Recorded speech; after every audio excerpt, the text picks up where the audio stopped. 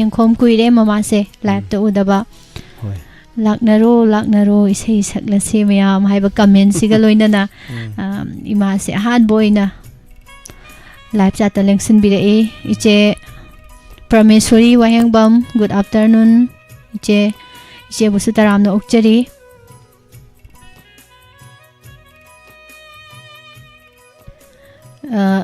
इबो कोई रेडियो दा टीवी दा दी बाबोक से तुम लेरमनी रेडी दा अदुग यूट्यूब की ओइना दी बाबोक से यामद्रे को यामद्रे सही तागा दबो खुबा खुगा दबो से हिदंग मयुम निकी कुइरे थेंगनादबा याम नुंगाइजे नुंगाइबिरि ब्रो दो ngasi थेंगनाबसे इसे लोइबोक तामिनसे हाइजेगे इसे पूर्णिमा सी ओइना ताबदा याम नुंगाइ हैबी थैंक यू थागचरी निने रासमणी देवी तराम नौचरी निने बुसु ngasi se thorom se horokpada call se lokhatla tatla yam tawe na network se khitang nuai taw male network nuai tribra call se phanga kan da thak nik pido tawdana thammira khangdre adu yeng se han ba caller ibung kana no yeng se hadak ti hekta pha horasi tatri ngai da hoi yeng hello han bada thagachari minglai pham haibiu nungpok sengmai degi permane madam ngasi se isai ga si yam phajaba ma saktorok to male madam na han ba caller su oire ado madam karam ba isai khudon tambi doino ngasi se isai ji ai di isai su ka hen hai je diamond gi sigi wahong je ning gi je to tano to na bo na boda khut pati hai ba tare ne ko phagna bo na ba ngarang su to we sam ga ni palak to wi na an su to wi at kon je lo khut ti da hai tare ai ngasi di am tan tan na ishor sa ti hai ga dra na ga na inau wa na be ki lo khut hai ga dra ngai je hai tare hoi ya ji phangtong sagi mamang da su caller ga am haibi ye ai gi jan ka yani phol je phangna bo hona ba da khubi tat khre khra haibi ba khubi je samde thre haiba adu madam su I thom do di mandri hai tare ko anu khra I thokwa anu khubi ga ti ga na comment ga la kan da phone je dum ade phangni hai jab tare ne adu madam isai karam isai khudon tambi doino sai je han ba phang ba su ai yam na su ngai je aduga ai hai ba ta ba gi wa na tana wahong chinen sigi ta ba da wakhan nungai ba adagi yam na kaino tawjabagi da tawjarakpani ado isai macha isai je hai ba ta ba am khaitang de khudon tawjarak tambi si thaga sari tambi nungai na tami na jage me yam mati am khatani yam pharu gudi na tre pa su pa khat pa ma su oire hai na gi sai am khatang mati am khatang tawjarak hoi tambi hamoi ni dalaliba ni pati ma lona thamjabani saidau ngai jamullaroi hamoi ni dalaliba ni pati ma mate sai mate mal tang ko don tang jara fi pakhat poi kai boi sa si ya yam nungai jai ahan ba caller soi bi ba ado isai se matek ma lanthok piramba mathang degi di khar nik pa phabiro hoi yam nungai jai madam thagachari mathang caller da khudang ka pijar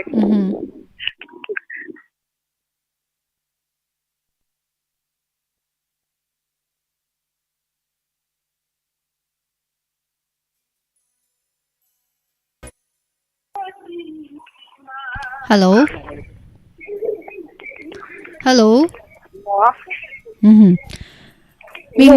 ming lai pham hai bi call to bi se pok seng mai lagi nom pok seng mai degi kana oi bi doino no pok seng mai lagi se khom bazar da gi bembe isa si yam pakhat pa male call si ahan ba phangbi bro madam ahan ba phangja ga len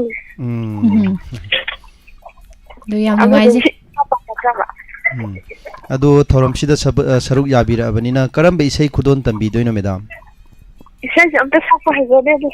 isai mate ko tan sakka den tawne hoi sakpa heita salakpa isai do mayam ga taminajage ko mani mani sakpa haitaba haidi haitaba sini hena taningi haitare ne mayam ko heita na salakpa sisu nungaiba makhalamni hoi ahibana sakpati mayam tara dum leireba ko hoi haitana sakpa isai sidi amukta haidi yam taning na khorang na ngaina duineba ko ado madam isai si hobi ba yara bro hobi rasiro amar haujara ne hawbiro ai nisibade namanade tawa bakana kalkende suyonde ai nisibade namanade tawa bakana kalkende suyonde Sayagani amda ko laikon na susate supla mamlaba lo unda suarete ne kamai ke kulo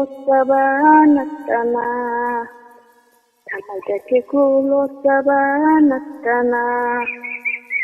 lage sindi masulai tabagum nusigi magulto Apanaide laga isindi masulai tabagum sigi magulsu mapanaide nisir jarage ai hasa ni wata na jabne bako haiti tajari madam haiti di hai du isai pajana sakdorok po ra mane ko ngase asengba hajabe isai ni hasa ni wata na jaba ai bathandi kainoda Kacang agak yam nuwaise yam fajabe isai ni khudon tambirami thagatsari mathangi kolar da mukhudong chaba pijage live ta laibiba mayam iche subita hijam taramna ukchari pabung arke konung sana iche purnima johnson thoksom ne aruni waris khadim taramna ukchari thoi ngangomcha taramna ukchari mistandan thagachari live ta laibiba mayam mathangi kol amu lokhachage ise langlenton asem thagachari ibung mathangi kol yengse kana oibibano hello Hello ahan bada isagi ming leipam haibiyo ai singjamai chapam lekai pangamam renu bala madam thagatsari yam madam harawe isai phangbaje yam harawe harau mandana mu madam isai kauthokini ko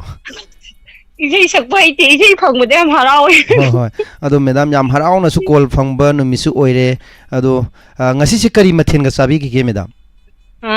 ngasi hinjang du kaino o yemde mo se bolo thonge hoi yam hauba haitare ko matam gi jang haitare ado madam yam harawe saje dum nik ine madam nikpiru adum haidi normal da dum leise ko madugi nungairaga nikpa khunito phangbanina mado isaje nik eba hoi ngasi nongmade dum chattoine dui khunikto hoi adudi thorambudi dum yenge hoi adum taye do phone met paje mayam na su loi hai sini nungdang su phangde hanong mam khaktang di phangre anirak phangre anirak phange ado madam isai se haita saktorok do male yam phajadong male haitare ne haitabana sakpase yam loi phajai haitare hoi ado isai budi haiba nate ba hoi program je sum yawning bagi mateng khak sum saksera ke buko hoi madam horosira de soigi balan ki bayar su Diamond TV de yeng biriba adagi wahong radio da tabiriba mayam puna magna ngakpi gani na haijari hoi ngakpi basu oisasanu haijage ise ado madam horosira oisai haurage hobiro hoi lambi gi sidaida kaktu na yingliba aise matam amagi nangi punsi khongloini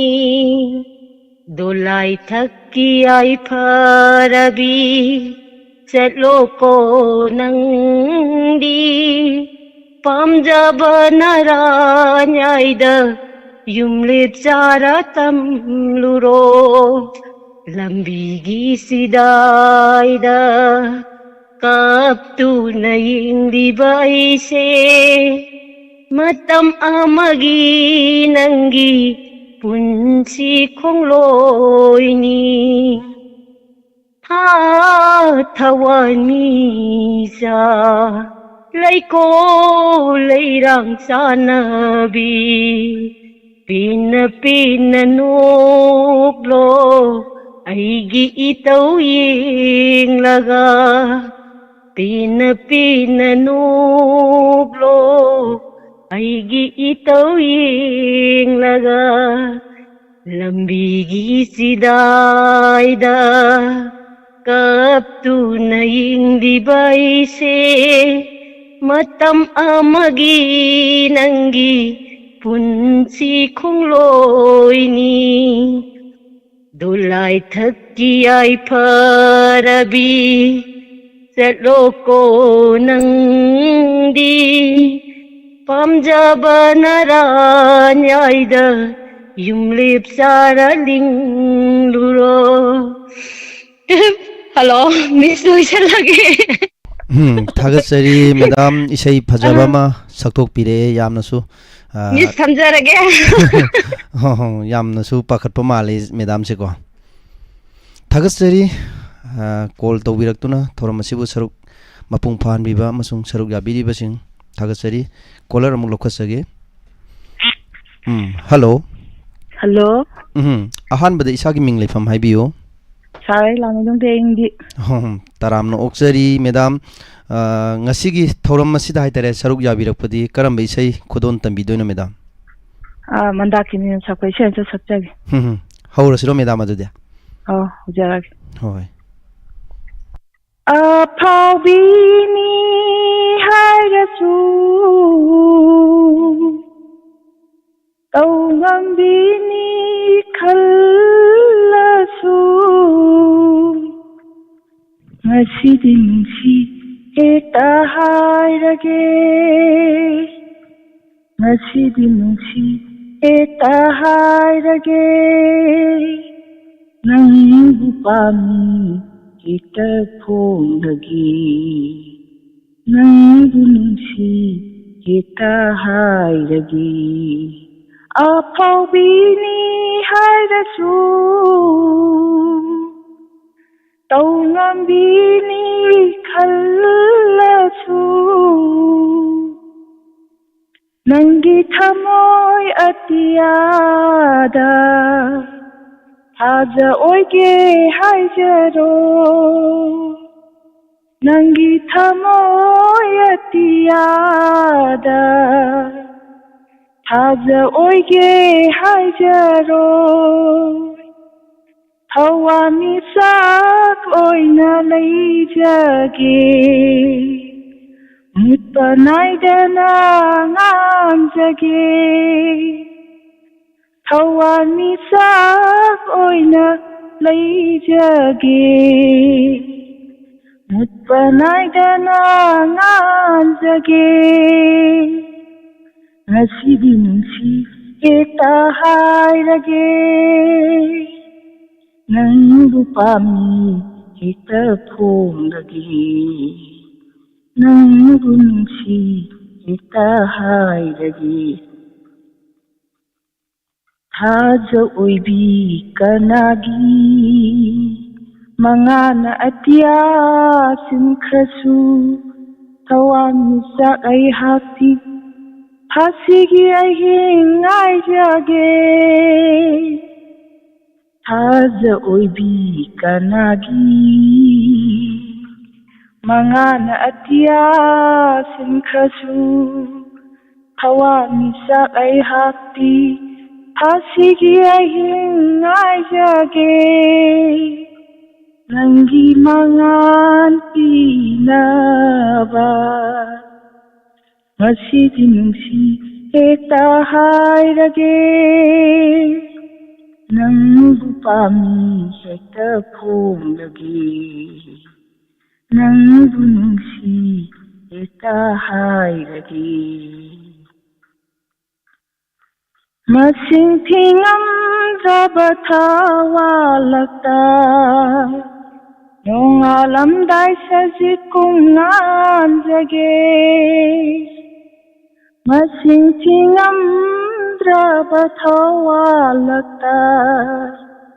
Nung alam dai sajit kung nanjage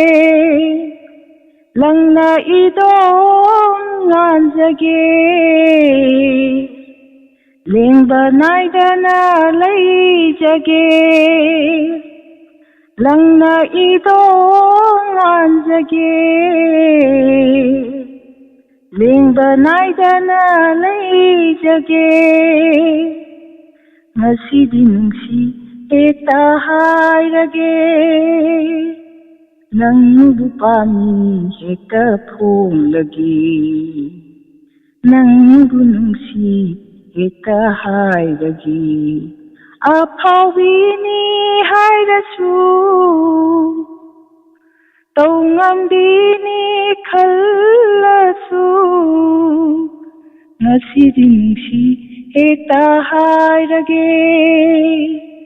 Nang bupami heka phong lagi Nang bunungsi eka hayragi Apawini hayrasu Tawngambini khallasu Ngasidi nungsi hekta hayrage Ngasidi nungsi hekta hayrage Chalo jar ise ingbi phone se ngatang pai biu ko isai koi ibung jibandagi bate amamu ngang hanjarake kanani heli yenge chega ibung ga sengasi ne ni da yengsi mayam khuba khubiro duga kanani heli haibiro ibung hawro ko bate ba haujage ngasidi nungsi hekta hayrage Nang bupami hekta phong lagi Nang bunungsi hekta hayrage Apawbini hayrasu Tawngambini kallasu Ngasidi nungsi hekta hayrage Nang bupami hekta phong lagi Nang bunungsi hekta hayrage Thank you. Nada kumai to bige. ai gi wakhanda di chap manai na lei ngasai gi nuksa dum saramgani che hojik se sai nuksa sarba kanjida sei ji sakpadi skin ji yam wang be sei ne ba ai singkhatluraga handarak paga se yam wa ba matang du ne ba ado iche di kaimta wa da nai sei je yam komna ngang thorakhi ba hai tare ko aduga khoi ibung na ngang ba kan da su ngasai gi khonjal se olaga ngang ba sida su ngasai gi chap mana ba rhythm do ada dum chat da ngang ba hai tare tong atongan ba khonjen gi di ibung gi su phajai aduga iche gi su phajai ba thagi a phajai da isei hai ta ba hai ta du da ngasai gi isanna ibung shaijim tang matem tang su khudon tambio na harak pudu tamjabani sui ki bala ibung gi khonjel da dum isei salakadra na khan mane do on tho salak boyo ngasai nupi gi isei ni na nupi ek charaga saktraga di nupa re sak to bu hi nuai ta bai ta re ko cha nga ngai sak pro ibung isei kai no se dum di khonjen se dum hai di hanga ki sum entertainment program adi kam cha ko sum utsa bai ta re nupi khonjen da ge ek charaga sum kan to bu se isa su yam pam ja bai ta re ne ai di khang pre khang mu ya nu ai che khubang ata ngai la cha ta di thagat sari chin dam 타gat자리 사부지 타gat자리 타gat자리 마탕기 골다 모 구동사바 비자게 수르말라 라이솨롬 따람노 옥자리 니네 헬렌 카바 누가 PS 수실라 이제 기타 소이범 따람노 옥자리 버세소리 takhel changbam ije manda elangbam nuga mamana lini mayang lambam thagachari somo balani ngombam ije mabam thagachari boidav boije handakti mawongamni ꯅꯨꯡꯇꯤꯒꯤ ꯎꯍꯟꯕꯤꯔꯦ ꯍꯥꯏꯇꯥꯔꯦ ꯑꯩꯈꯣꯏꯒꯤ ꯃꯤꯠꯀꯤ ꯂꯩꯇꯦꯡ ꯑꯣꯏꯕꯤꯔꯤꯕ ꯃꯌꯥꯝ ꯃꯔꯛꯇ ꯌꯥꯎꯔꯦ ꯍꯥꯏꯇꯥꯔꯦꯀꯣ ꯃꯌꯥꯝꯒꯤꯗꯤ ꯏꯕꯨꯡ ꯑꯩꯈꯣꯏꯕꯥꯅꯤꯁꯦ ꯃꯤꯠꯀꯤ ꯂꯩꯇꯦꯡꯅꯦꯅ ꯃꯌꯥꯝꯅꯗꯤ ꯑꯃꯨꯛ ꯈꯟꯗꯣꯏꯅꯦꯕꯀꯣ ꯑꯩꯈꯣꯏꯒꯤꯁꯨ ꯂꯥꯏꯐ ꯆꯥꯠꯇ ꯂꯩꯔꯤꯕ ꯃꯌꯥꯝꯁꯦ ꯃꯤꯠꯀꯤ ꯂꯩꯇꯦꯡꯅꯤ ꯃꯣꯏ ꯄꯨꯔꯅꯤꯃꯥꯒꯤ ꯑꯍꯤꯡꯗ ꯍꯥꯏꯇꯥꯔꯦꯀꯣ ꯊꯥꯖꯗꯣ ꯑꯗꯨꯝ ꯌꯦꯡꯉ ꯂꯩꯅꯤꯡꯕꯗꯣ ꯑꯗꯨꯃꯥꯏꯅ ꯃꯌꯥꯝꯁꯦ ꯑꯗꯨꯝ ꯌꯦꯡꯉꯒ ꯂꯩꯖꯅꯤꯡꯉꯤ ꯍꯥꯏꯇꯥꯔꯦꯀꯣ ꯑꯃꯇꯪ ꯁꯨꯝ ꯌꯥꯎꯔꯝꯃꯒ ꯎꯗꯕꯗ ꯀꯥꯏ ꯆꯠꯈ꯭ꯔꯖꯥꯠꯅꯣꯅ ꯊꯤꯔꯛꯄ ꯌꯥꯗꯕꯩ ꯇꯧꯕꯅꯤ ꯋꯥꯈꯜꯗꯗꯤ ꯊꯤꯖꯔꯤꯕꯅꯦꯕ ꯊꯥꯒꯠꯆꯔꯤ ꯒꯣꯔꯣꯕ ꯈꯨꯃꯟ ꯑꯗꯨꯒ ꯒꯨꯗ ꯑꯥꯐꯇꯔꯅꯨꯟ ꯏꯟꯗꯤꯔꯥ ꯁꯣꯔꯣꯛꯈꯥꯏꯕꯝ ꯏꯕꯨꯡ ꯁꯣꯃꯥꯅꯟꯗ ꯊꯥꯒꯠꯆꯔꯤ ꯏꯅꯥꯛꯇꯗ ꯂꯩꯍꯟꯅꯤꯡꯉꯤ ꯁꯛꯄꯤꯔꯛꯑꯣ ꯀꯨꯏꯗꯤ ꯀꯨꯏꯔꯝꯅꯤꯁꯦ ꯁꯛꯈꯤꯗꯕ ꯑꯗꯨ ꯌꯦꯡꯒꯦ ꯇꯟꯖꯥ ꯆꯥꯕꯗ ꯌꯥꯝ ꯅꯨꯡꯉꯥꯏꯖꯩ ꯊꯥꯒꯠꯆꯔꯤ ꯆꯤꯊꯍꯧꯕ ꯌꯥꯎꯔꯁꯨ ꯃꯊꯪ ꯑꯃꯨꯛ ꯀꯧꯕꯗ ꯌꯥꯎꯖꯔꯛꯀꯦ ꯆꯥꯠ ꯑꯗꯨꯝ ꯇꯧꯕꯤꯔꯛꯑꯣ ꯀꯣꯜ ꯑꯃꯃꯨꯛ ꯂꯧꯈꯠꯆꯒꯦ ꯍꯜꯂꯣ ꯍꯜꯂꯣ ꯒꯨꯗ ꯃꯣꯔꯅꯤꯡ ꯃꯤꯁ ꯇꯔꯥꯝꯅ ꯑꯣꯛꯆꯔꯤ ꯃꯤꯡ ꯂꯩꯐꯝ ꯍꯥꯏꯕꯤꯌꯨ ꯃꯤꯁ ꯑꯩ ꯁꯤꯈꯣꯡ ꯃꯨꯁꯂꯤꯝꯗꯒꯤ ꯁꯜꯃꯥꯟ ꯃꯤꯡꯗꯨ ꯀꯔꯤ ꯍꯥꯏꯕꯤꯕ ꯁꯜꯃꯥꯟ ꯑꯍꯥꯟꯕ ꯀꯣꯜ ꯐꯪꯕ ꯑꯣꯏꯕꯤꯕ꯭ꯔꯥ ꯉꯁꯤꯅ ꯑꯍꯨꯝꯂꯛ ꯁꯨꯕꯅꯦ ꯑꯩꯒ ꯊꯦꯡꯅꯕꯗꯤ ꯑꯍꯥꯟꯕ ꯑꯣꯏꯗꯣꯏꯅꯤ ꯌꯥꯝ ꯅꯨꯡꯉꯥꯏꯖꯩ ꯊꯦꯡꯅꯕꯗꯤ ꯑꯍꯥꯟꯕꯅꯦ ꯊꯥꯒꯠꯆꯔꯤ ꯀꯔꯤ ꯏꯁꯩ ꯉꯪꯕꯤꯗꯣꯏꯅꯣ ꯃꯤꯁ ꯑꯩ ꯏꯁꯩꯁꯦ ꯑꯩ ꯏꯆꯥꯅꯨꯄꯤ ꯑꯃ ꯉꯪꯍꯜꯂꯛꯑꯒꯦ ꯃꯥ ꯏꯁꯩ ꯁꯛꯀꯦꯅ ꯑꯗꯨꯝ ꯍꯥꯏ ꯏꯆꯥꯅꯨꯄꯤ ꯑꯃ ꯄꯥꯏꯍꯜꯂꯛꯑꯒꯦ ꯍꯜꯂꯣ ꯑꯉꯥꯡ ꯑꯣꯏꯗꯣꯏ ꯃꯥꯜꯂꯦ ꯏꯕꯨꯡ ꯏꯆꯥ ꯅꯨꯄꯤ ꯍꯥꯏꯕꯁꯦ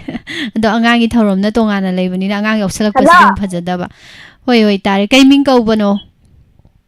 ꯁꯤꯜꯕꯤꯌꯥ ꯀꯧꯋꯦ ꯁꯦꯂꯤꯕꯤꯌꯥ ꯀꯧꯋꯦ ꯀ꯭ꯂꯥꯁ ꯀꯌꯥ ꯀꯥꯔꯒꯦ ꯀ꯭ꯂꯥꯁ 2 ꯀꯥꯔꯦꯕꯀꯣ ꯑꯗꯣ ꯑꯉꯥꯡꯒꯤ ꯊꯧꯔꯝ ꯍꯥꯏꯗꯅ ꯑꯃ ꯁꯟꯗꯣꯛꯏꯗꯅꯀꯣ ꯇꯥꯕ꯭ꯔꯣ ꯑꯗꯨꯗꯣ ꯇꯥꯏꯌꯦ ꯑꯗꯁꯨ ꯁꯔꯨꯛ ꯌꯥꯁꯤꯀꯣ ꯑꯗꯣꯉꯁꯤ ꯀꯩ ꯏꯁꯩ ꯁꯛꯇꯣꯏꯅꯣ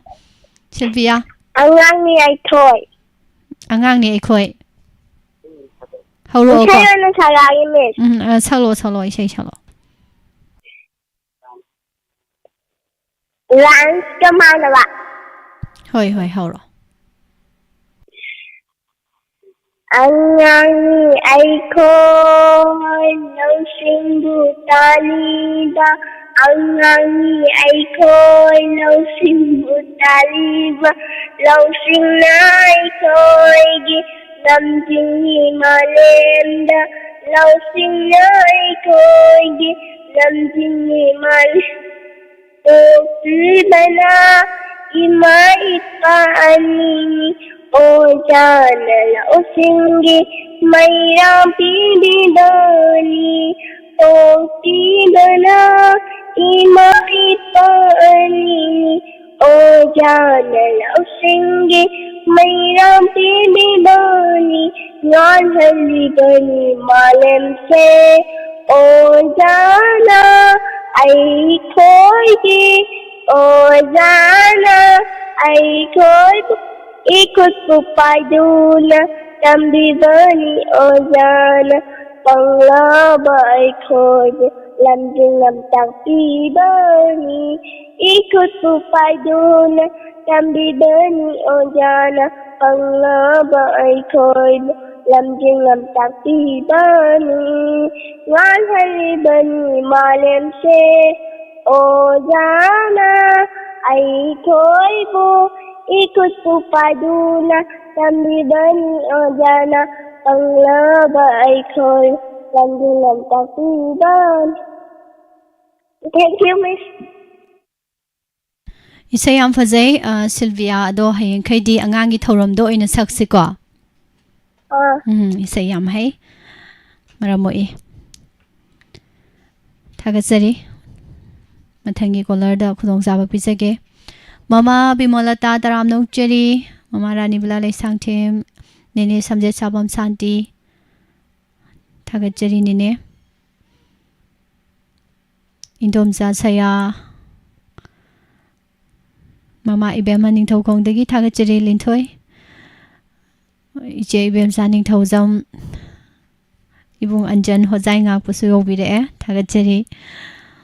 Terminator 2 se yam kui de ne karai chalu rage ꯊꯥ ꯂꯩꯕꯥꯛꯇꯒ ꯆꯠꯂꯨꯔꯕ ꯖꯥꯠꯂꯥ ꯌꯥꯝ ꯀꯨꯏꯅ ꯂꯣꯠꯂꯤꯅꯤ ꯇꯧꯔꯤꯁꯦ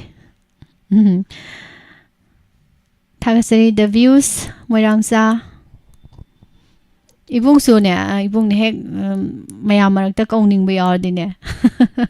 야 까우 열 까우닝 베야르디네 이따 까우살로 싹싹 이따 까우살로 이모들이 콜 아마 물어카세 hello hello 아한마다 타겟서리 밍 레이팜 하이비요 우이까 군ong 마카라 카이데기 promote mama taramna oksari mama ngasi gi thoram sida isai sangna si thoram sida saruk yabadi karam be isai mama sakpi doino isai je aina lekhari ni ke ki isai mat thauke as mama na leshari ngai wardi isai si yam phajaram do male mayam thangna ti mati thakta mama hobi ra sira du de hojerage hoy Diana abadi ke dara emona bandhan kire barana so gura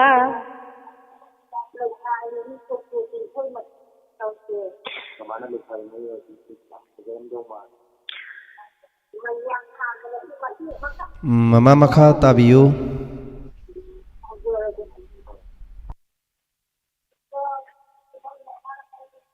hello hello 이마 이사이 로이비라보 hello 이마기 라인세 ꯌꯥꯝ ꯅꯨꯡꯉꯥꯏꯇ꯭ꯔꯦ line se kitang nuaitabna maromaraga line se tatkre मथंगी caller दा खुलोंग साबा पिजगे दुगा कोइना live से Facebook page Diamond TV Manipur हारिबा फेसबुक पेज सिदा सु लाइव थाजबा लाइबिरिबा लाइव ता लाइबिरिबा मयामबुसु तराम नोकचरी थागचरी ममाना लिनी पुयाम तराम नोकचरी चिथा होबो खरा दुम यावबने बको द सुम यंगजरम गेना तौबने कॉल से लौखत्रिङैदा ममा खेदाबती कोन्थौजम तराम नौचरी इमा तौरेम प्रमो थागचरी थंगी कॉल यंगसिबो hello hello ahan bada ming leifam haibiyo ai no caller mundagi saiba malani thau taram no thank you taram no oksari थागचरी mama ngasigi haibiyo mama sir koi ine ma payal lakhe ko hoy ma isai sake na ba ne ko ne ma payal lakhe hoy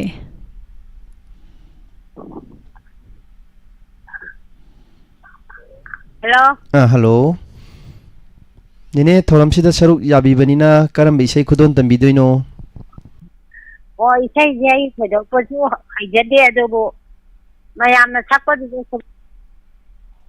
ado imagi mingbu kari kaubibage ima ai mingdi sakhi kawe yam nungaijai ya imana haita salak pa isai do mayam puna tamina jage ima hobiro hoi akoi sahi ju yame da sum sakung bagi tawakani hoy khudon tambira si mama hoi ra kom hin mai trong doi noi khang di ta o ima imana sak tawbo isai do hekta khong to roi ma ai je sum akoi mania pa aju dum yaw jaram ba na de ba ga ju yaw jaram ba dai da na de ba la gi chai de dum chak ge an ta bo hoy ima khudol biu hobiro ima hobiro hoi binda bonduga no bodhi siga najada chanav olila kayadu bhakta gainana Shame Gaurana Manai manai khina da bone vinda bonu wa no bodi chiga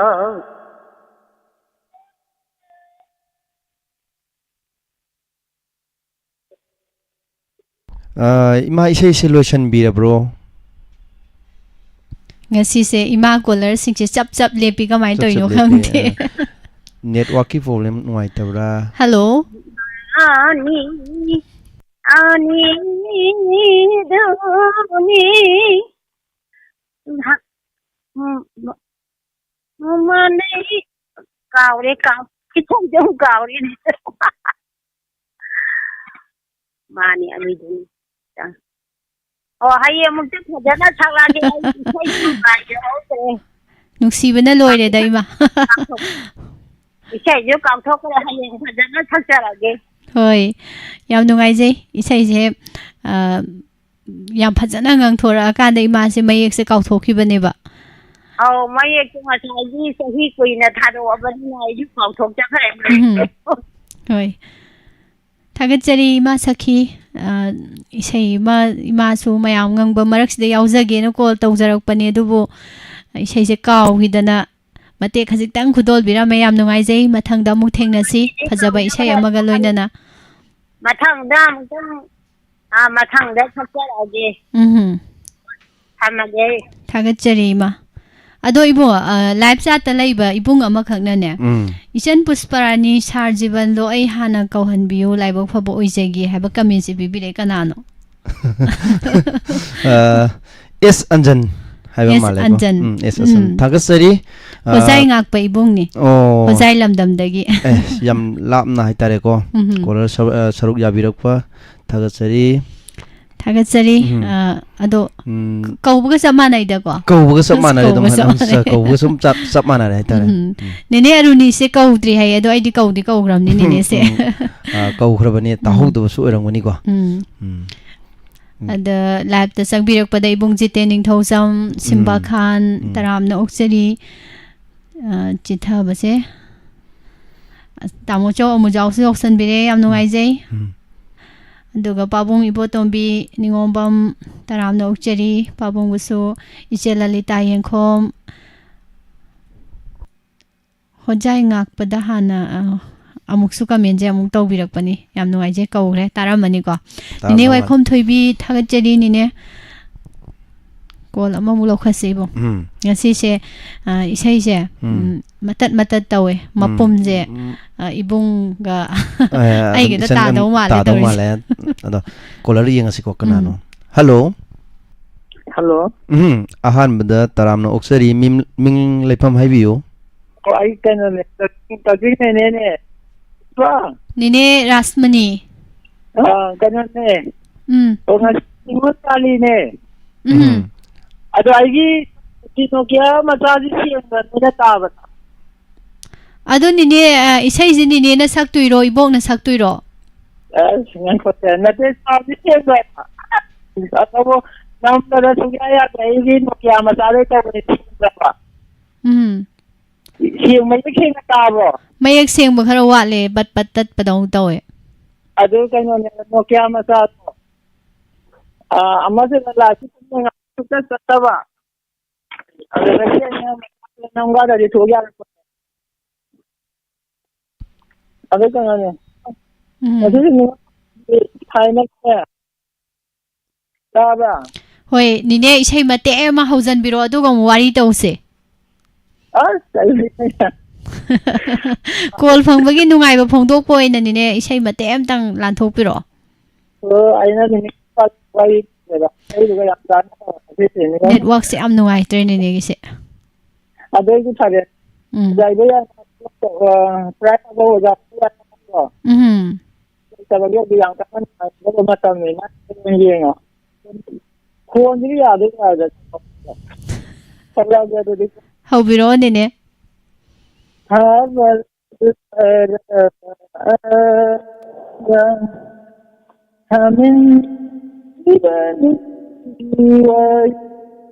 karam hana ye kamoi na lairi naida hagal tharava haida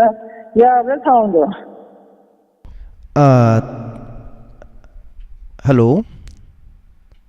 hello tabi bro line si tat khiba male network su yam nuai ta bang si ko nine gi se network se nuai tre ado nine si yam kana Nokia ma sa dai torok pani na swai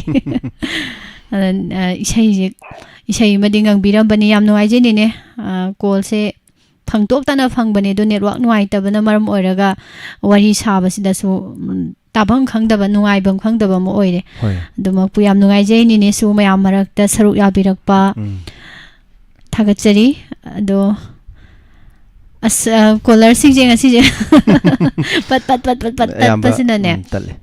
wa ga se ngang ba ga se kaino ipan pan ba dong na tawe hai tare se sana taram no cheri du ga ibung da oraba male nang se thawai ni ngang biro on hai bi re se hoi priyavati na ado soi khibalan khibi or su ichana dungang pi ne na I khanjai hai tare ko aina nga pi duba ngate hajik priyavati hai bro o priyavati o isi oidora ichan oidora khangse ngakpi sano hai jari hai tare caller am tang laukhallaga madugi matung doina tawra sire chak mai dawji hoi yam no ai je duga live ta live ba bhabini khwairak pam thagachari call ama mu laukhatsage hello good afternoon miss amadi sir good afternoon ngasi di sir ya ham bani thengna jawa hoi aisu ahan ba oire yam nungai je ahan bada isagi ming lepham haibiu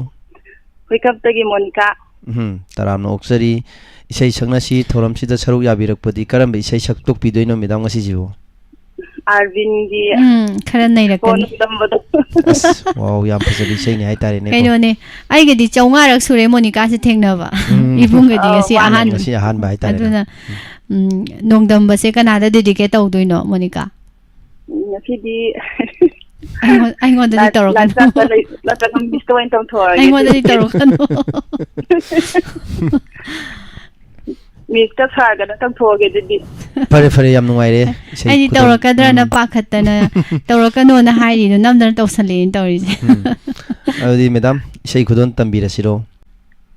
hawjarage de sa pare tinjin dinaba rita bathamoy sina thamoy sina kainara titha kigani nangi damata kaigi adu thamoy kalliba nangi damaklit sakhi yonda kaigi adu thamoy kalliba nangi damakhan sakhi yonda nongdanga karino tauri se yonda nongdanga karino tauri se yonda matam gi sapu na hukhabanangi thamoigo kanada taina rugani wakatham naithabada matam gi sapu na hukhabanangi thamoigo kanada taina rugani wakatham naithabada nangi punsinabo yaswagani khalaba patkarulapna nijaba mali manata nishigiyakanda iraina ira lahalasho tanglagi sanglaba punsise nangi khana ho nungshigi club इरैना इराक्न हल्लसो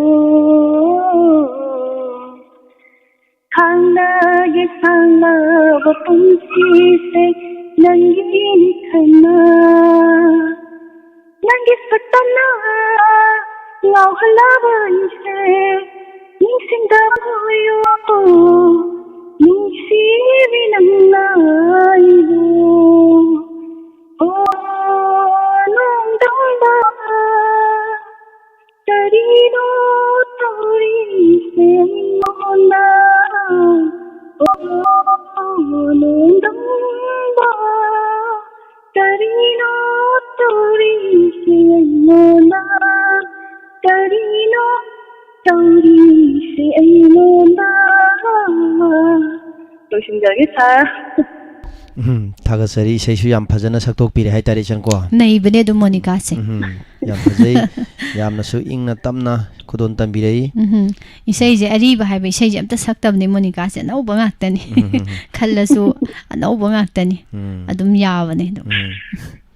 नोंदंबा yam फजरे yam फजै थागसरी miss अमदिथा थागसरी Monika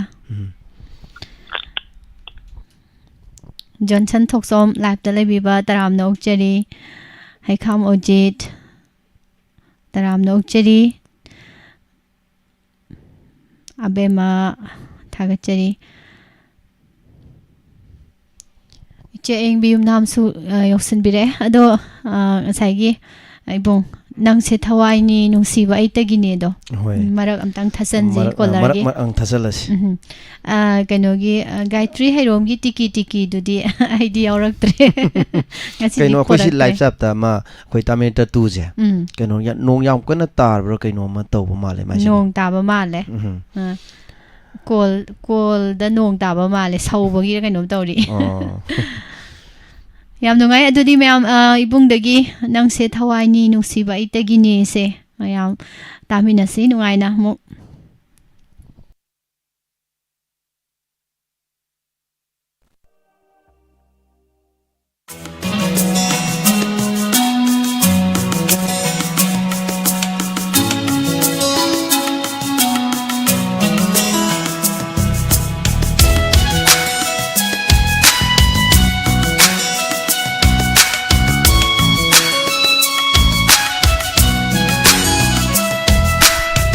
से थवाइनी नुसीबा इतगी अयुक्किना नुमितनी नुमिदांगी नथाजनी नंग से थवाइनी नुसीबा इतगी अयुक्किना नुमितनी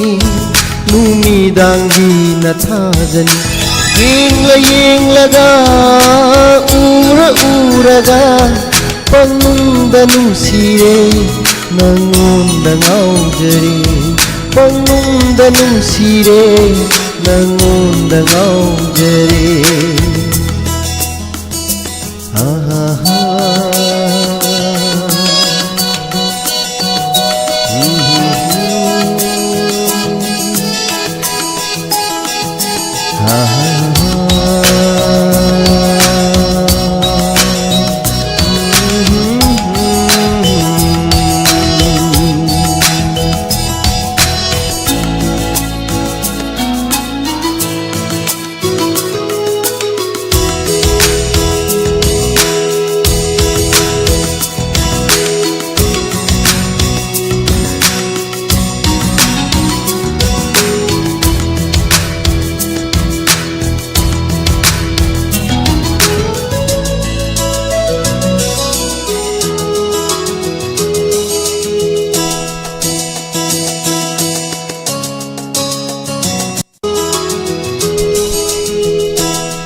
Thavalgi ipomda malangi sahunda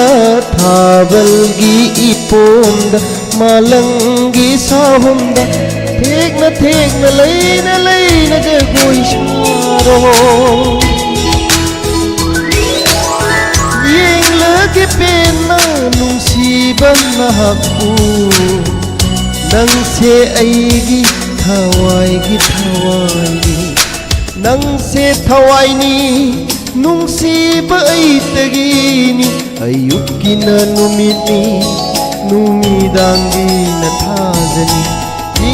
yinglaga uraga pangunda nungsire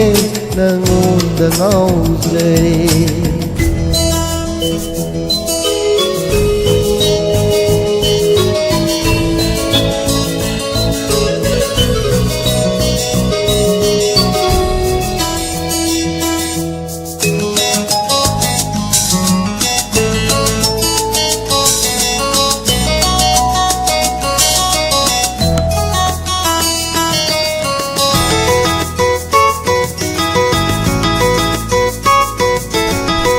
Tamla jingi lamdam duda tahowi nangi khungulgi mami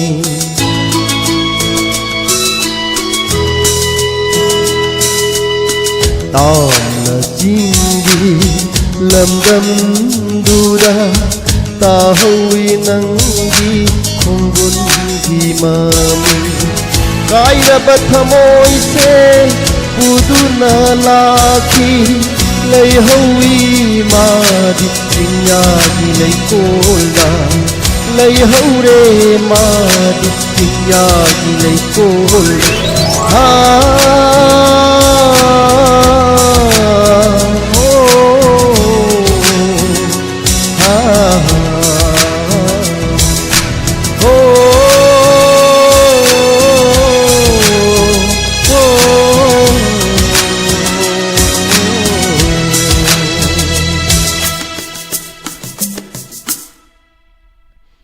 Thank you mayam buat Ibu trick sih kan nungai buat pemalik kok. Kaitang di hoy. Aduh nungai banu atau mayam Fazaki isai di fazabo oi banina mayak fazabo oi banina. Aduh fazaki hai tare.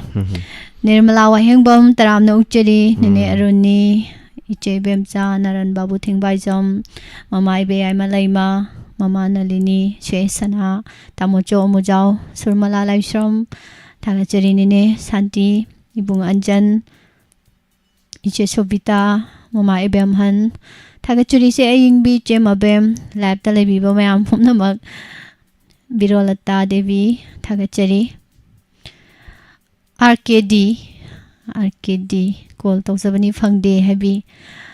Ibung Rosan Singh, Ketri Mayum, Taram Noxari, Ibung Tagachari, Sagi, Hall Tobiribo Color Sekanano, Yangzage, Duga, Makata, they say Amamu. Isai adu isai do duk law isai duk law bra law da bra khalla taw ge bo ya taw kan nai thaga sai hello miss good evening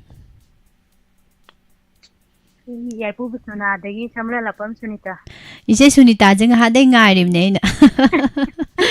kesi do yam hawe na hai ge na taw ba yam hawe ado aise khesi je yam pam da ba yam chaja da ba mi ne ado numi tu de ai dum pira abani na hai tare present pirak panata ba sai nuksi man ba hai tare da asu am nuksi na pirak pasibu ai ke do bai charoi duino si ne ba adu ga charo ka di sum hau khari am jagre dum jagre hai tare ina o khesi ji de hawi ne si di simai thong bu di hawi yum da kai ga thong bu di isu chaning bu oi de ba ando yam nuai thagachari che hoi tum haujarage sai ke haubiro che haubiro niyam gitna bani nangse aige suyibna bani nangse wahan karagidamata Nipibani nama matada paukhum tamapiyo hairaga karigi thamoi so pirappa asunna aibu authok nabara sajat chumdabini haina sajat Chumdabini haina Samla khongatlabini aise mapu palabini aise adubu khanghodi nungsiba karino Nangi sagolgi makurda lantak nay pukning sikhang hoda Nangi sagolgi makurda lantak nay pukning sikhang hoda Nangi limlaba sajatta phathaba ngamdre ithilse Masira miyamna hayariba nungsiba haiba taungambido samla khongatlabini aise pele nangi pau khumda pele nangi sajata aigi miyam sunungsiba aibu sunungsiba tambiba nangonde balai Sangsilagloona sida Sinbiraro Nachom sinapad Kintha halo chitla Thambul se Punsi sintha tung inna Satluru nayum lamdam da Nairamgi nangna hallapa Nangi nungsiba na thallaba Thawai machachi kunduna Minok may salaksida Thawai machachi kunduna Minok may salaksida Puksil sauba ignaba He nungsiba dilanmi He thawai githawai He thawai githawai He thawai githawai He thawai githawai Thank you, Miss. Thagasari che yang phajaba isai ni sakpada sum wa ba isai ni yang phajana ise na di iwa wa dara ngang thokpi re sini isai bu khoida jaba isai bu pam jaba ai ba se Thagasari wai bai sangam dura ngamudra khan ba jidu try tawrage na nampu tawrani do hoi Thagasari che mayam khuba yam khubi re lab ta su Thagasari pomdamak ise mangsata bamrasi kuirabagi tungda taramna ukchari lab ta lebiba ibong robot usam mama mema yendrembam Thagasari Cecilia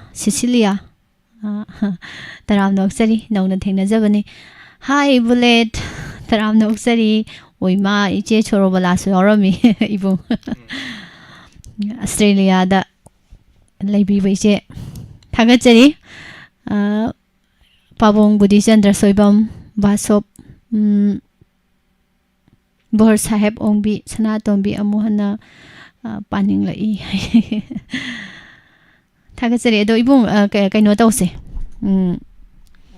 music makhon ta dabse mayam si lang de chumi ko lang de music makhon khar tahan se music makhon khar tahan se Phajaba music ama khongjarake music ki matung da isu adum inage hoi hoi ibung adum yawra su ai ko ngasai gi nupi khonjel da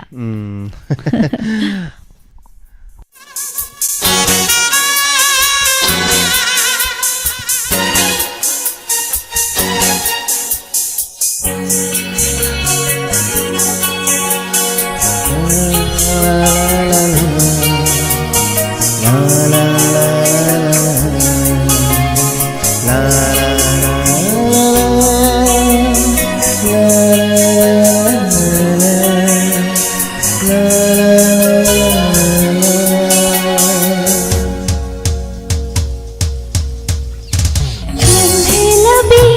thamoisina lamhelabi thamoisina nungsiba nangbu parabani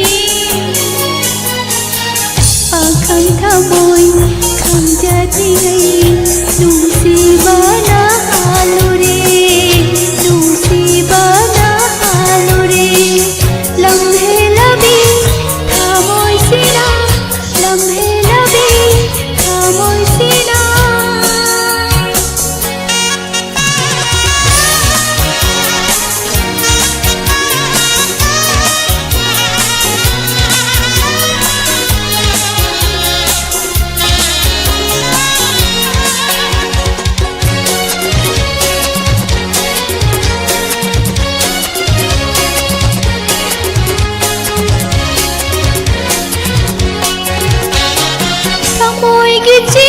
Bakatida kana khangat uhandana nang tabulot na thamjari nusi amuktadi hayroba samoy gi chigla bakatida kana khangat uhandana nang tabulot na thamjari nusi amuktadi hayroba ningon punsi kacharage kacharage kacharage lamhe labi thamoisina lamhe labi thamoisina yam phajagre change aidi masina han chan khajal aseng bataba ngai tare yam su phajai sei se masin ahan ne bai gumara dagra dai ran tabudina aidi kaino ne ba hilen sakpani kana singan sakpada masina han ngai tare yam phajai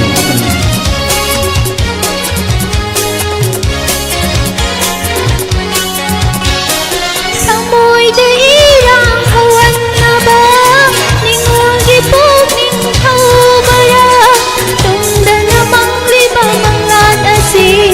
amunda mang phawnan biyo samoy de irang hawan naba ningogi pugning thawbara tungdana mangliba mangat asi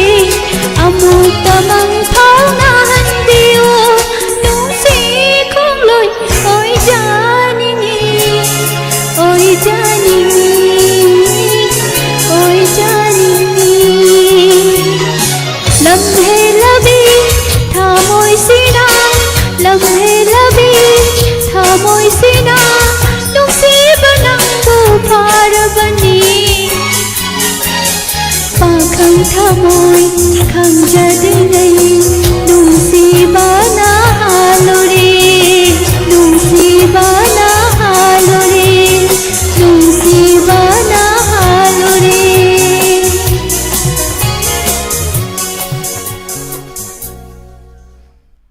isan gi sei sei di kalakar changchalaga inakta sakpada oinoina thokre hai tare ngasi ji sei yam phajabi seina sengba yam phajabi isai jama ga sangningak tore bo no bai haizala sakto ka dawni yam nuai thank you mayam bumnama mayam thagat lingai marak sidai bungsung yausan bire thank you mathangi call amuk lokhachage साइडगी call से होल द संजन बिरगा caller अमा लाइग्रे अदु वारो बिबे आदे कक्थसरे होल द दुम लाइरबनिना मथंगी कॉलर कनानो यंगमिनसिबो हेलो हेलो थागसरी ओरेलो मा ओलेन नते जीवन ने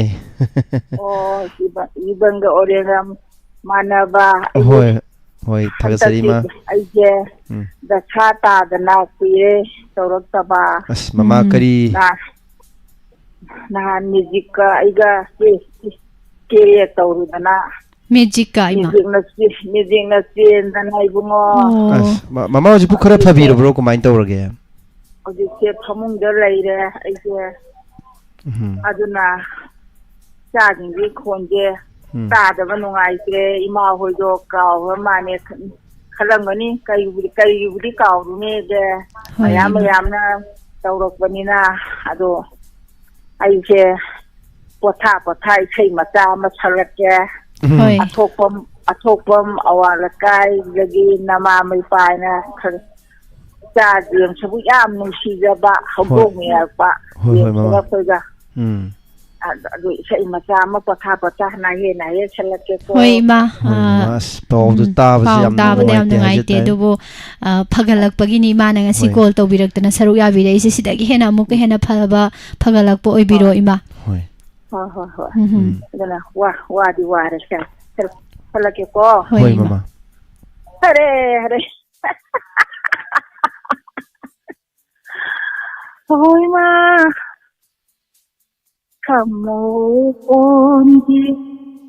ꯍꯦꯔꯥꯍꯣ ꯑꯔꯛꯄꯅꯦ ꯅꯨꯡꯁꯤꯕ ꯊꯃꯣꯏ ꯀꯣꯟꯒꯤ ꯍꯦꯔꯥ. ꯇꯥꯗ꯭ꯔꯕ ꯏꯁꯩꯁꯦ? ꯇꯥꯖꯔꯤ ꯃꯃꯥ ꯇꯥꯖꯔꯤ ꯃꯈꯥ ꯑꯗꯨꯝ ꯇꯥꯕꯤꯌꯨ ꯃꯃꯥ. ꯃꯈꯥ ꯑꯗꯨꯝ ꯇꯥꯕꯤꯌꯨ ꯃꯃꯥ.ꯊꯃꯣꯏ ꯀꯣꯟꯒꯤ ꯍꯦꯔꯥ 오 알코올에 옮기오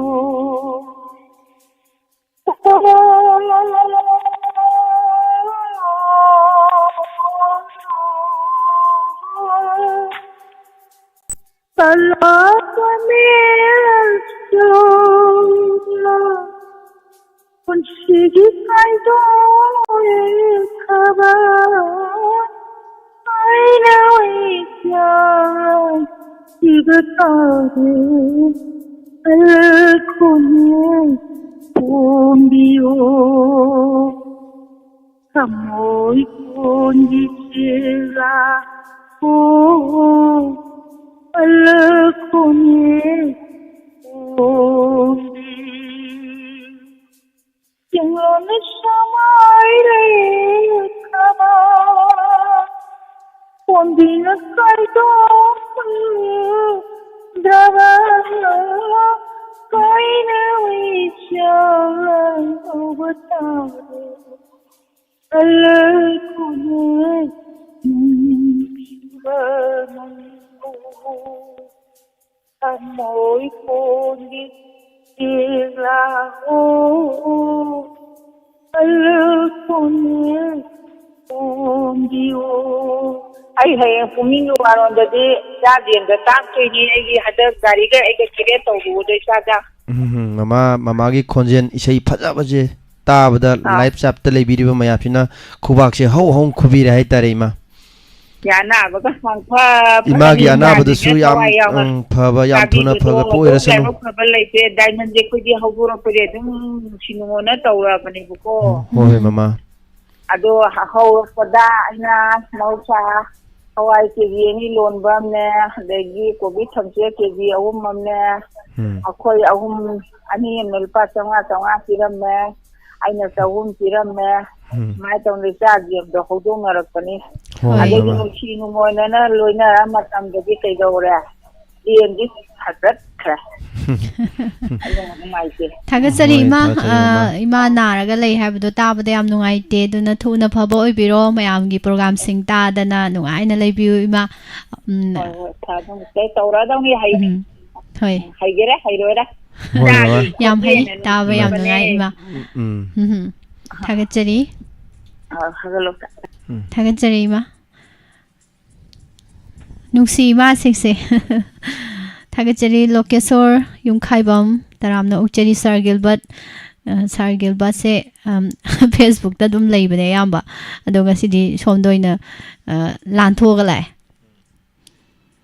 yam nungai YouTube ki mahau Facebook ki mahau tongan li hairiba ibung ai khangau dana music ama thajalakke ko thajanchi duga es chanju mangang taramna ukchari saru yabiba ming chi thahobada adum ama ni dum yaugre swaida so dum yengzabani Kelvin Laishram taramna ukchari mama ibeman asam dagi thagachari mama busu iche langlinton thagachari pumna mak Mama Lata Yankom Pazaba music ama khongjalake Sinam Sarju Isai mama ngai ibung ta khibari yongwa Yengjage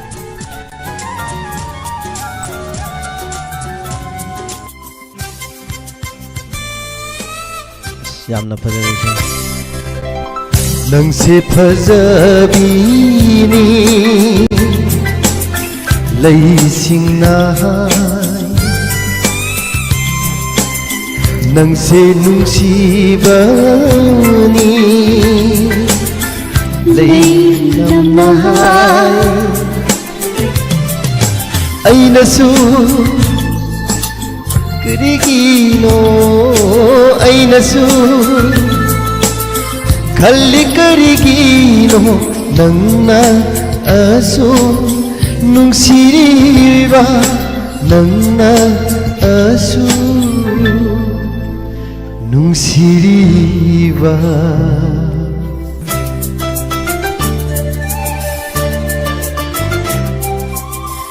Nangsi phajabani Layjalna Nangsi nuksibani Kopilna Ainasu khali karigino Ainasu khali karigino Nangna asu nungsiba Nangna asu nungsiba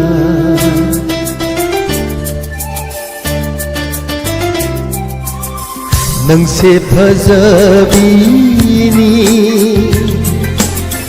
Laysinna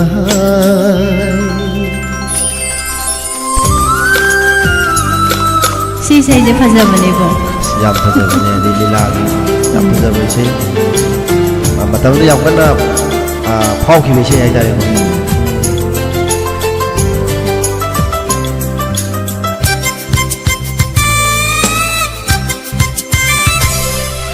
Laysinna Nina pairaga Nangi Hakchangda Thenglari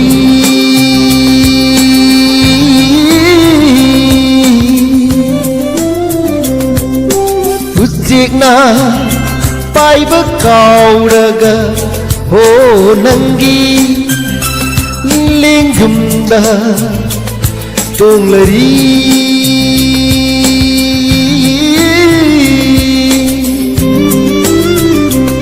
Makhoi loina Ngaura male Makhoi loina Ngaura male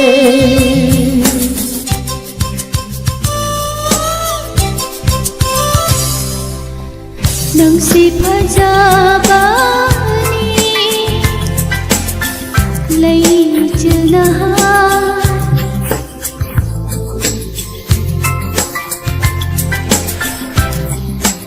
Nahai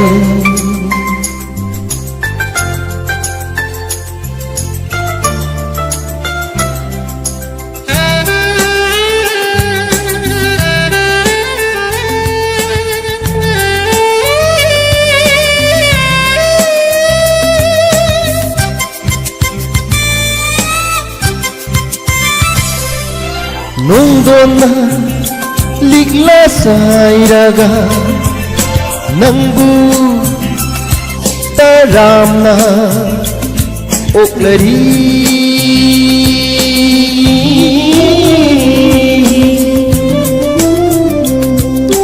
Anganba Nangbu ubada Ho anganba Ahingna Lotlari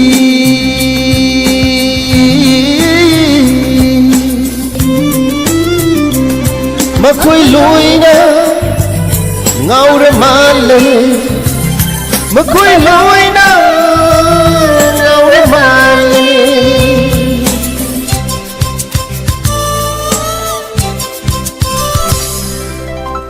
नंसे फजाबीनी लई सिंगनाहाय नंसे नुंसीबनी कोकिनाहाय ऐनसो कल्ली करेगीनो ऐनसो कल्ली करेगीनो नन्ना अशो नुंसिरीबा नन्ना अशो नुंसिरीबा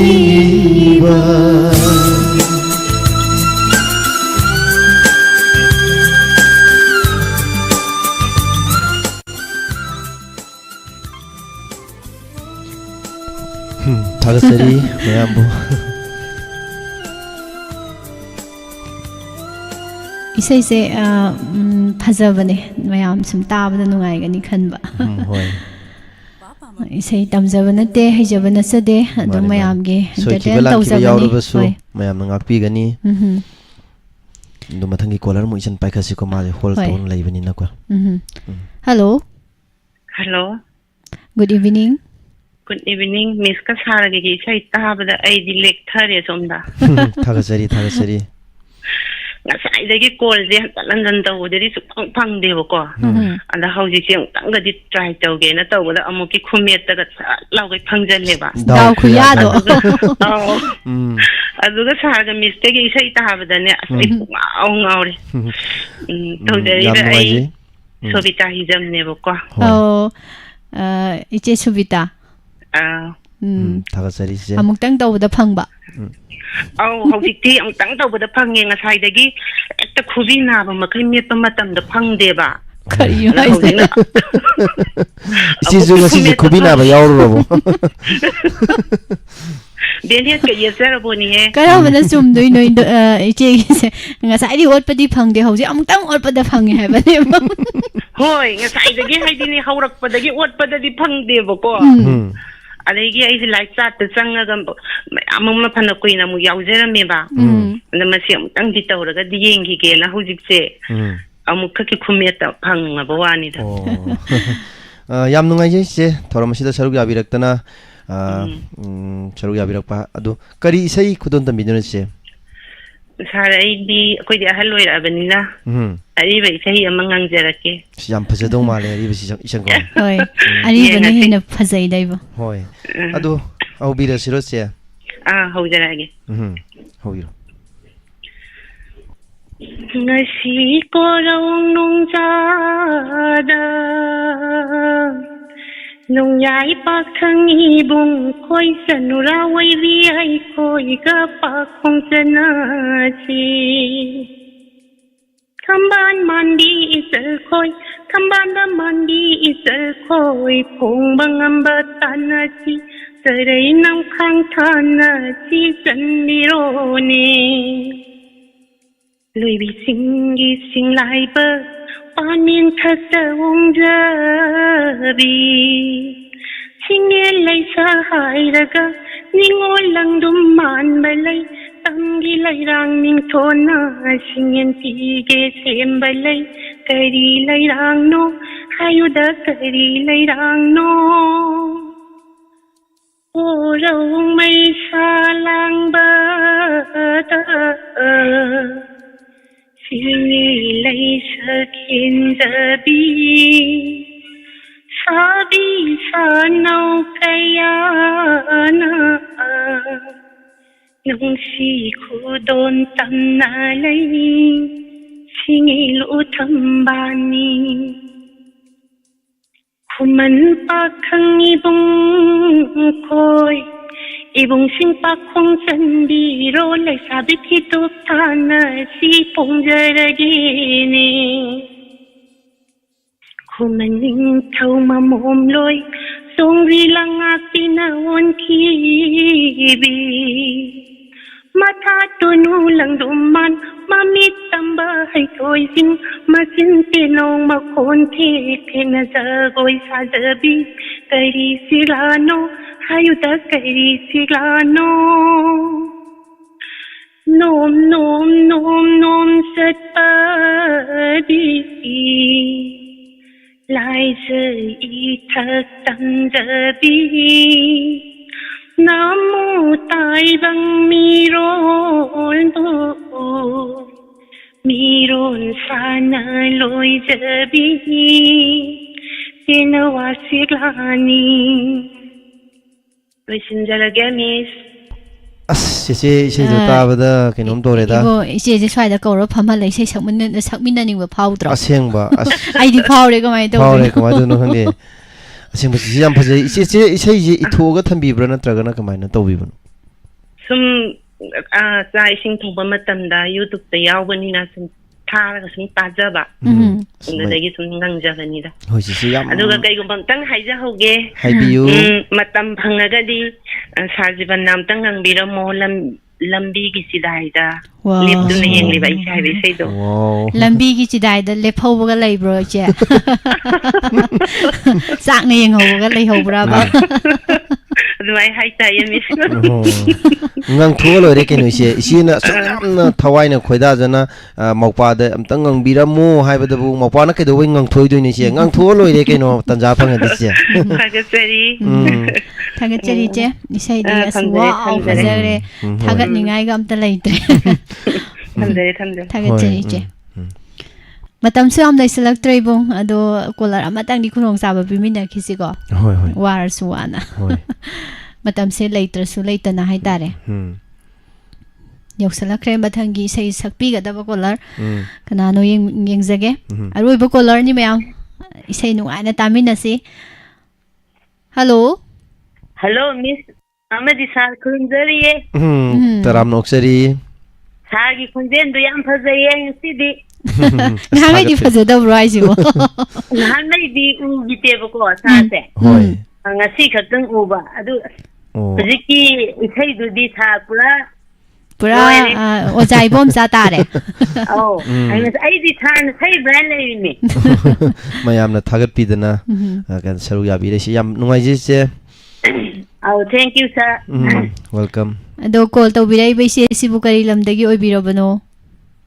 ꯃꯤꯁ ꯑꯩ ꯅꯤꯡꯊꯧꯈꯣꯡꯗꯒꯤꯅꯦ ꯕꯥꯕꯤꯅꯤ ꯀꯧꯖꯩꯌꯦ ꯑꯧ ꯂꯥꯏꯚꯇꯁꯨ ꯂꯩꯕꯤꯕꯁꯦ ꯑꯧ ꯌꯥꯝ ꯅꯨꯡꯉꯥꯏꯖꯩ ꯏꯆꯦ ꯌꯥꯝ ꯅꯨꯡꯉꯥꯏꯖꯩ ꯏꯆꯦ ꯉꯁꯥꯏꯗꯒꯤ ꯂꯥꯏꯚꯇ ꯏꯁꯩ ꯁꯨꯝ ꯇꯥꯔꯝꯕꯗꯒꯤꯅꯦ ꯉꯁꯤ ꯑꯃꯠꯇꯗꯤ ꯁꯛꯑꯒꯦꯅ ꯆꯪꯉꯛꯄꯁꯦ ꯃꯥꯅꯦ ꯃꯤꯁ ꯑꯩꯗꯤ ꯃꯤꯁ ꯏꯁꯩꯁꯦ ꯑꯗꯨꯝ ꯁꯛꯆꯅꯤꯡꯕ ꯍꯥꯏꯇꯥꯔꯦ ꯍꯣꯏ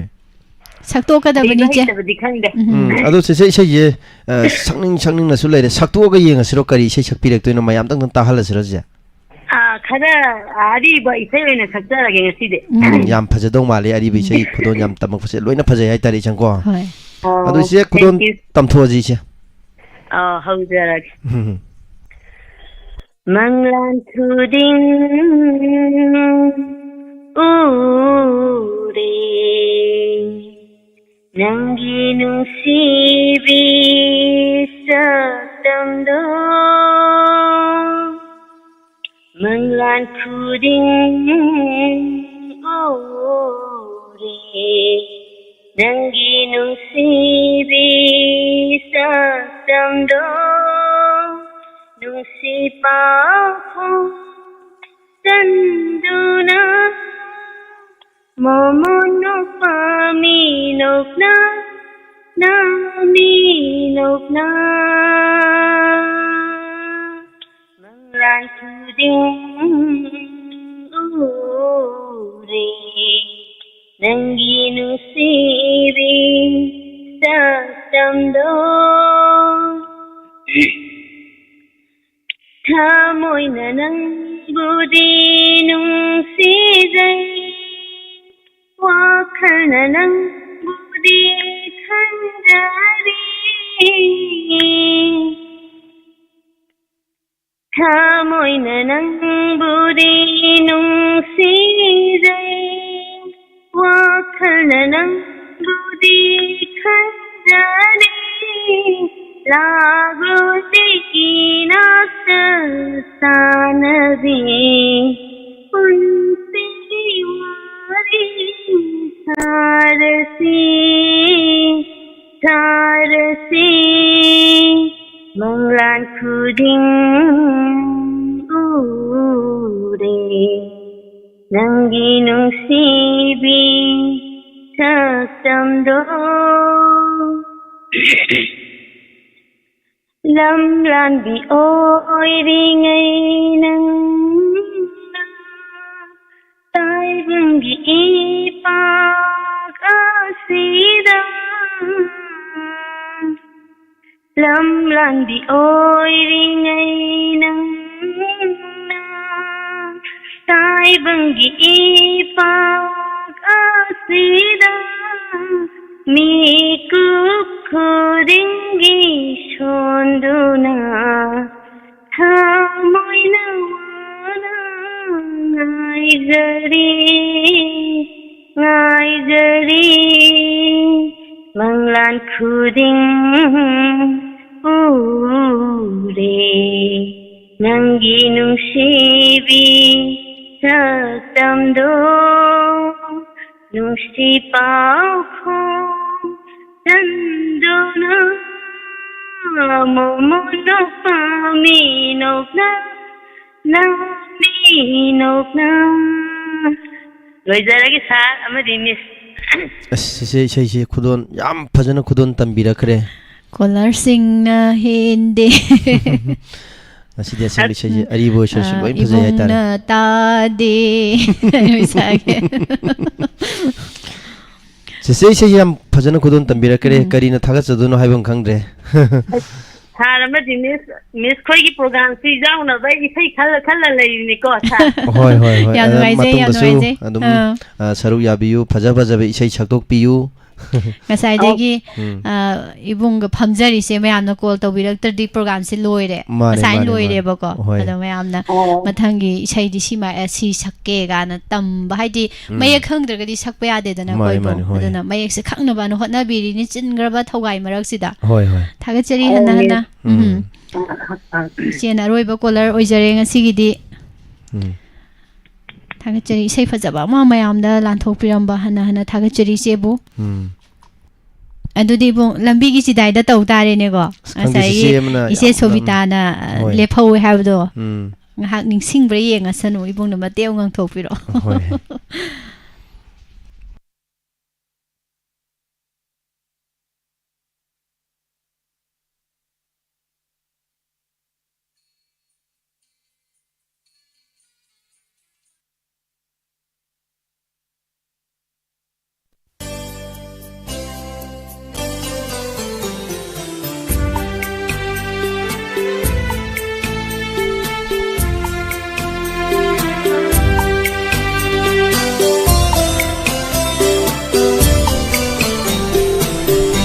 ꯂꯝꯕꯤꯒꯤ ꯆꯤꯗꯥꯏꯗ ꯀꯞꯇꯨꯅ ꯌꯦꯡꯂꯤꯕ ꯑꯩꯁꯦ ꯃꯇꯝ ꯑꯃꯒꯤ ꯅꯪꯒꯤ ꯄꯨꯟꯁꯤ ꯈꯣꯡꯂꯣꯏꯅꯤ ꯗꯣꯂꯥꯏꯊꯛꯀꯤ ꯌꯥꯏꯐꯔꯕꯤ ꯆꯠꯂꯣꯀꯣ ꯅꯪꯗꯤ ꯄꯥꯝꯖꯕ ꯅꯥꯔꯥꯡꯉꯥꯏꯗ ꯌꯨꯝ ꯂꯦꯞꯆꯔ ꯂꯤꯡꯉꯨꯔꯣ ꯄꯥꯝꯖꯕ ꯅꯥꯔꯥꯡꯉꯥꯏꯗ ꯌꯨꯝ ꯂꯦꯞꯆꯔ ꯂꯤꯡꯉꯨꯔꯣ ꯂꯝꯕꯤꯒꯤ ꯆꯤꯗꯥꯏꯗ ꯀꯞꯇꯨꯅ ꯌꯦꯡꯂꯤꯕ ꯑꯩꯁꯦ ꯃꯇꯝ ꯑꯃꯒꯤ ꯅꯪꯒꯤ ꯄꯨꯟꯁꯤ ꯈꯣꯡꯂꯣꯏꯅꯤ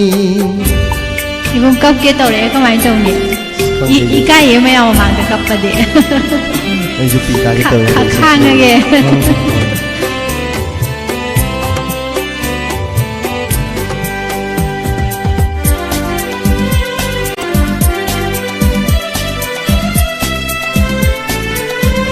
닝티비 ngaksanduda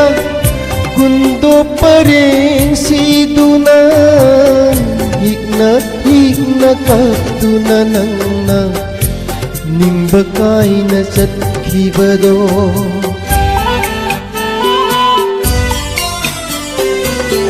닝티비 ngaksanduda kundo parengsiduna higna kaptuna ꯇꯨꯅ ꯅꯪꯅ ꯅꯤꯡꯕ ꯀꯥꯏꯅ ꯆꯠꯈꯤꯕꯗꯣ ꯅꯥꯏꯊꯣꯛꯃꯗ ꯃꯇꯝ ꯈꯔꯒꯤ ꯈꯣꯡꯂꯣꯏ ꯑꯣꯏꯅ ꯄꯨꯟꯁꯤ ꯇꯥꯡꯀꯛ ꯑꯃꯗ ꯃꯇꯝ ꯈꯔꯒꯤ ꯈꯣꯡꯂꯣꯏ ꯑꯣꯏꯅ ꯌꯦꯠꯂꯨꯔꯦ ꯅꯪꯕꯨ ꯆꯠꯂꯣ ꯀꯣ ꯁꯥꯟꯅꯔꯕꯤ ꯑꯩꯕꯨ ꯋꯥꯔꯧꯔꯅꯨ ꯂꯝꯕꯤꯒꯤ ꯁꯤꯔꯥꯏꯗ ꯀꯞꯇꯨꯅ ꯌꯦꯡꯂꯤꯕ ꯑꯩꯁꯦ ꯃꯇꯝ ꯑꯃꯒꯤ ꯅꯪꯒꯤ ꯄꯨꯟꯁꯤ ꯈꯣꯡꯂꯣꯏꯅꯤ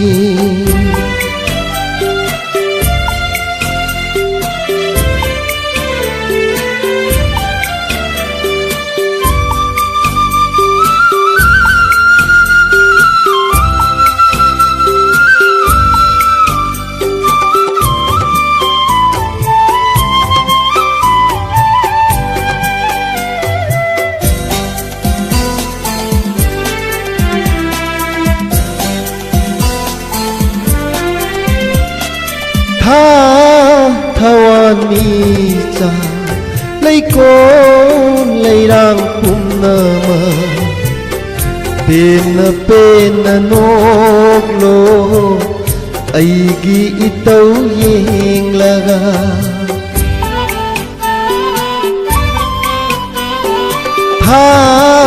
thawani leikon leirang pumnama pena pena noklo aigi itau yeng laga thamoina semjaba kundo saiba lambi duda janabina dolai thakta satki bado janabina dolai thakta satkhibado lambigi siraida kaptuna ingliba aise matam amagi nangi punsi khongloini dolai thaki ai pharabi chatlo ko nangbi pamjaba naranyayda jumlep charaling luro pamjaba naranyayda jumlep charaling luro pamjaba naranyayda jumlep charaling luro. Thank you, chat yeng bang amaroy bo. Loi kapta na lero mani. Adubo yeng da badi ate hai tare ko. Adubo kappasu kappaga luisan badi nungai ta bani nai. Hoi hoi. Sei ma yam kui de ba sum to la lai ra ba. Ado luislak pasida kapta na ai mate amangang jaramage nasanju. Thank you. Nang thupiram hai tare. Thagachari en Surjit Singh ite babini khwarakpam Sandhya Rani SOS Taram Naksari Thaibe Mathok Som Lai Paugot Palai Loisaluk Payarak Tore Nine Aruni Thagachari Mama Rani Vla Che Subita Roni Ningombam Thagachari Sabiji Thoksom Thagachari Nine Thoibi Lokesorim Khaibam Iche Sorobala Situmdri Hosipu Yanungai Che Aidi kapoino ki hafsu yauri iche thongam bining thojam Simba Khan thagachari harau harau loisanji mut yam nungaina mut yam laina iche ingbi yum nam ibung Anjan as loi kape tawrise khu kap thi thi kape ibung tawrise yeng bangamdre atopa mut amta loksan ba yabra yenge matang swaisida Chandam loksan biro Chandamani Tomba Taram Nokchari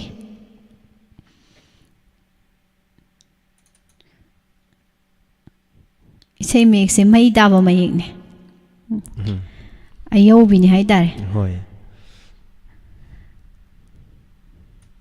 ꯅꯨꯡꯁꯤ ꯅꯨꯡꯉꯣꯟ ꯍꯧꯅ ꯊꯥꯒ ꯂꯣꯏ ꯂꯩꯍꯧꯔꯕ ꯍꯥꯏꯇꯥꯔꯦꯅꯦ ꯏꯕꯨꯡ ꯍꯣꯏ ꯇꯥꯔꯝꯒꯤꯗꯧ ꯃꯥꯟꯗꯦ ꯏꯕꯨꯡꯁꯦ ꯏꯁꯩꯁꯦ ꯑꯩꯁꯦ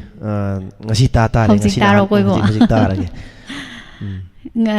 ꯁꯛꯃꯤꯟꯅꯁꯦ ꯍꯥꯏꯗꯧꯁꯨ ꯇꯥꯗ꯭ꯔꯤꯕꯅꯤꯅ ꯅꯨꯡꯉꯥꯏꯗꯧ ꯃꯥꯟꯗ꯭ꯔꯦ ꯍꯣꯏ ꯃꯊꯪꯗꯗꯤ ꯁꯣꯏꯗꯅ ꯏꯕꯨꯡ ꯁꯛꯍꯟꯗꯣꯏꯅꯤ ꯁꯤ ꯏꯁꯩꯁꯦ ꯍꯣꯏ ꯍꯣꯏ ꯍꯧꯕꯤꯔꯛꯑꯣ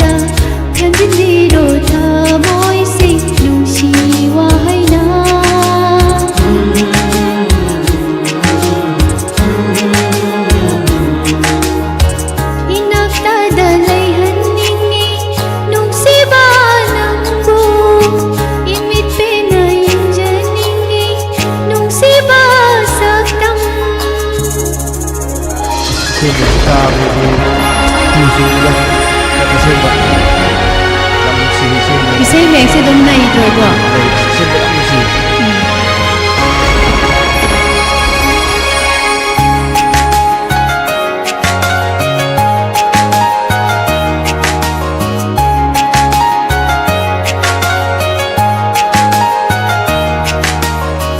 खुद साथे तो ना नाई जरा पा नूसी पंतों से यो हन बीरो